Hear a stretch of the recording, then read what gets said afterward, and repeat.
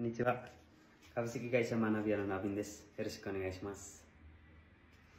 आज चाहिँ चिबा केनमा रहेको कम्पनीको क्युजिन है, केटीहरुको लागि सिन्सोचु केटीहरुको लागि गर्न मिल्ने कम्पनीको क्युजिन लिएर आएको छु।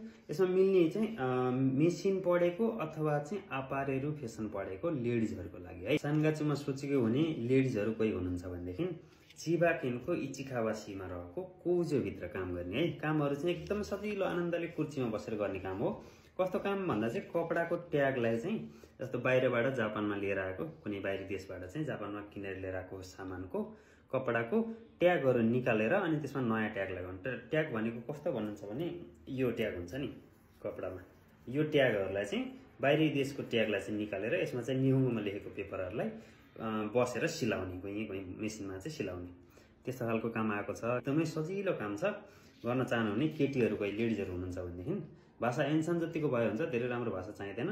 अनि Q1 Q चाहिँ 18 मान 6000 छ है। यसमा चाहिँ कोतै जाङ्गेहरु छैन।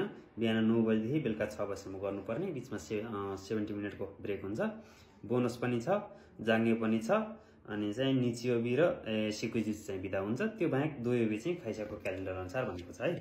त्यो हुनाले हप्तामा 2 दिन चाहिँ खानराज बिदा हुन्छ नै। त्यो बाहेक पनि सिकुजिचहरुको पनि बिदा गर्ने भएको हुनाले अघिल्लो वर्षमा 112 दिनको बिदा दिएको छ है कम्पनी। ट्रान्सपोर्टेसन पनि सबै कम्पनीले तिर्दिन्छु भनेको छ। त्यो हुनाले बसेर मेसिन चलाउन सक्ने केटीहरु, सिन्सोचको केटीहरु कोही हुनुहुन्छ भनेदेखि चाहिँ जेही मलाई मेसेन्जरमा रेन्डर गर्न सक्नुहुन्छ। फेसबुक मेसेन्जरमा कोड नम्बर 175 अपारेरु फेसन पढेको अथवा मेसिन पढेको र मेसिनमा केउमी भएको लेडिजहरुले चाहिँ रेन्डर गर्नु होला। रेन्डरको योरोसिकु ओनेगाइसिमास।